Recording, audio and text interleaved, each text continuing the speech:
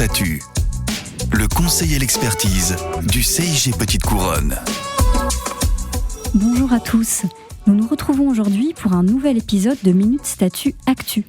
Ce mois-ci, nous allons faire un point sur les dernières actualités statutaires qui ont été abondantes. C'est parti. Vous le savez sûrement déjà, depuis le 1er mai, le minimum de traitement dans la fonction publique a de nouveau augmenté afin de tenir compte de la hausse du SMIC intervenue à la même date. Le minimum de traitement s'établit donc dorénavant à 1 649,48 € brut mensuel pour un temps plein contre 1 607,31 €. Poursuivons avec la loi du 21 mars 2022 qui est venue améliorer la protection des lanceurs d'alerte. Parmi ces mesures phares, on peut noter une redéfinition plus large du lanceur d'alerte, des mesures protectrices renforcées à la fois pour les lanceurs d'alerte et leurs proches ou les personnes qui les aideraient. Cette loi, elle prévoit également l'obligation d'établir une procédure interne de recueil et de traitement des signalements, sauf pour les communes de moins de 10 000 habitants. Autre nouveauté concernant cette fois-ci les conservateurs de patrimoine de la fonction publique territoriale. Comme annoncé, 2 décrets du 14 avril 2022 revalorisent leur carrière et leur échelonnement indiciaire. Un échelon supplémentaire est créé dans chacun des 2 grades du cadre d'emploi et l'échelon de stagiaire est supprimé. On notera également une revalorisation de la grille indiciaire applicable aux sages-femmes territoriales cette fois-ci, par un décret du 28 avril. Cette revalorisation, elle est applicable aux rémunérations dues à compter du mois d'avril 2022. Un arrêté du 14 mars 2022 revalorise d'environ 10% les taux des indemnités kilométriques des agents de la fonction publique qui utilisent leur véhicule personnel à l'occasion de déplacements professionnels pour les besoins du service. Cette mesure entre en vigueur rétroactivement au 1er janvier 2022.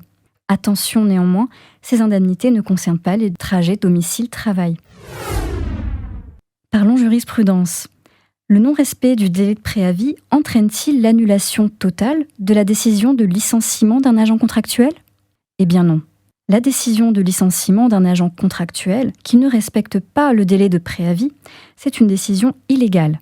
Toutefois, cette décision n'est pas annulée dans sa totalité.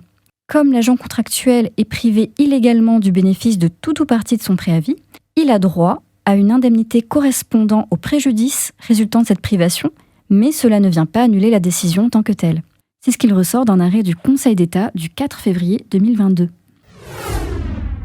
On termine par un projet de texte qui a reçu un avis favorable du Conseil supérieur de la fonction publique territoriale, le CSFPT, et qui devrait être publié très bientôt.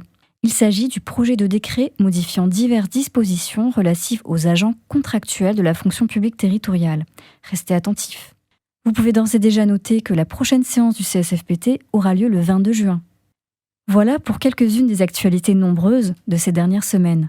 Pour aller plus loin, n'hésitez pas à consulter les documents et liens utiles que vous trouverez sous ce podcast ou pour les affiliés en passant par le site internet du CIG Petite Couronne dans l'espace Abonnés. Je vous donne rendez-vous le mois prochain pour un grand format de Minute Statut. Nous aborderons l'égalité professionnelle en compagnie d'un intervenant du CIG Petite Couronne, d'une intervenante du centre Hubertine Auclair et d'une DRH d'une collectivité affiliée. À très bientôt.